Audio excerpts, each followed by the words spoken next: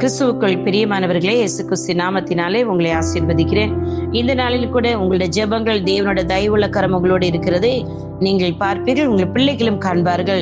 இன்றைக்கும் நம்பிக்கை இல்லாத பிள்ளைகளை குறித்து, நம்பிக்கை இல்லாத சூழ்நிலைகளில் நம்பிக்கை கொள்வதற்கான வேத பகுதியின் மூலம் உங்களை உற்சாகப்படுத்த விரும்புகிறேன்.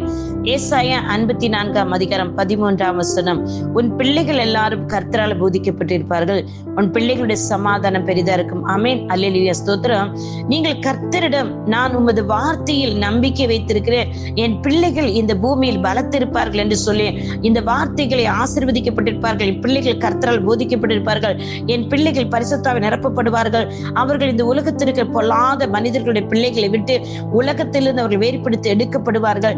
என் பிள்ளைகள் கர்த்தர் கொடுக்கிற அறிவிலும் ஞானத்திலும் ஆசீர்வதிக்கப்பட்டிருப்பார்கள். என் ஜெபம் கேட்கப்படும், என் தேவனுடைய தயவுள்ள கரம் என் பிள்ளையை வழிநடத்தும் என்று சொல்லி நீங்கள் விசுவாசித்தீர்கள் என்று சொன்னால், பாருங்களேன், இந்த வசன பகுதி உங்களுக்கு நம்பிக்கைக்கு அடிப்படையாக இன்றையிலிருந்து இருக்கட்டும் என்று சொல்லி நாங்கள் உற்சாகப்படுத்துகிறேன். நம்பிக்கையோடு காத்திருங்கள்.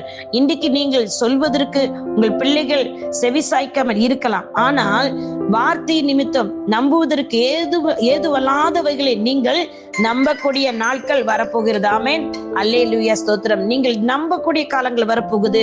ஏன் என்று சொன்னால், என் தேவனுடைய வார்த்தை இதுதான் சொல்லுது, உங்கள் பிள்ளைகள் எல்லாம் கர்த்தரால் போதிக்கப்பட்டிருப்பார்கள், உன் பிள்ளைகளுடைய சமாதானம் பெரிதா இருக்கும். ஆமென், ஹல்லேலூயா, ஸ்தோத்திரம். காத்திருங்க, ஜெபிங்க, விசுவாசத்தோடு இருங்க. பிள்ளைகள் மேல் கைகளை வைத்து காலையில் எண்ணெய் பூசி ஜெபிங்க. உங்கள் பிள்ளைகள் வெளியே போகும்போது அவர்களை பார்த்து ஆசீர்வாதமான வார்த்தைகள் சொல்லுங்கள். அது பாவத்துக்குள்ளதான் போகிறது என்று சொன்னாலும் நீங்கள் வார்த்தையை அறிக்கிட்டுக் கொண்டே இருங்கள். ஏ சாத்தான், ஏ பொல்லாதாவே, ஏ பிசாசே, ஏ சூனியக்காரி, ஏ மந்திரவாதி, என் பிள்ளைக்கு விரோதம் என்ன செய்திருந்தாலும் அது ஒன்று என் பிள்ளையை சேதப்படுத்தாது. என் பிள்ளையின் சிந்தை நீ கட்டி வைத்திருக்கலாம், ஆனா என் பிள்ளையின் சிந்தைக்குள் கிறிஸ்துவின் சிந்தை நிரம்பப்படுகிறது.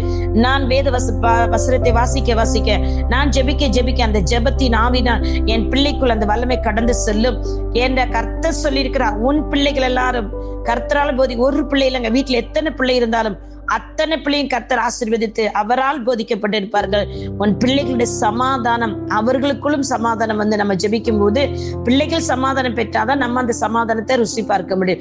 பிள்ளைகள் சண்டை சச்சரவு, கோபம், வெறுப்பு, டிப்ரெஷன், இல்லை ஏதோ ஒரு காரியத்துல அவங்க டிப்ரெஷன்ல இருந்தாலும் அந்த பிள்ளைகளுடைய சமாதானம் பார்க்க முடியாது. அவர்களையும் கர்த்தர் குணப்படுத்தி உங்களுக்குள்ளும் அந்த குணப்படுத்தல் வல்லமை காண செய்து நீங்களும் சமாதானத்தை அனுபவிப்பீர்கள், சமாதானத்தை ருசி பார்ப்பீர்கள். சமாதானமான வார்த்தைகள் பேச உங்கள் வீடுகளுக்கு முழுவதும் சமாதானத்தோடு இருக்க நீங்கள் காண்பீர்கள். கர்த்தருக்கு பிரியமானவர்கள், இந்த வார்த்தையின்படி கர்த்தர் உங்களையும் உங்கள் பிள்ளைகளையும் சமாதானத்தோடு வாழ வைப்பாராக. God bless you all.